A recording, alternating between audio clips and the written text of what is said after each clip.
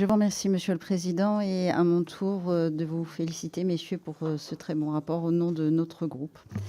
Alors, ce projet budgétaire du gouvernement Lecornu, qui traduit bien sûr la vision du Président de la République sur l'action diplomatique de la France, illustre parfaitement ce qui a conduit au ras-le-bol et à l'exaspération éprouvée par une majorité de Français envers Emmanuel Macron.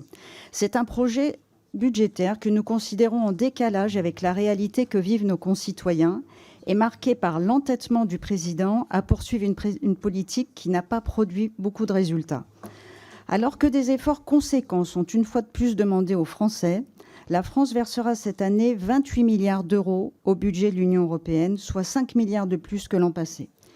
Les Français financeront aussi plusieurs centaines de millions d'euros pour divers fonds et organismes européens via l'action 2 du programme 105, 178 millions d'euros cette année, soit une hausse de 3,75%.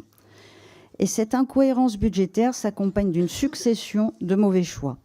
Tout d'abord, la destruction de notre corps diplomatique, puis l'application du « en même temps » macroniste à notre diplomatie culturelle au prix de son efficience et de sa lisibilité.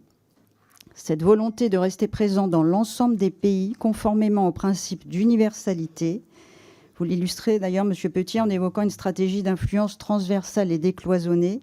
Est-elle transversale et décloisonnée ou est-elle tout simplement éparpillée? À ce titre, on peut questionner la pertinence également de l'élargissement des mobilités étudiantes à l'Afrique non francophone, au détriment de nos liens avec l'Afrique francophone.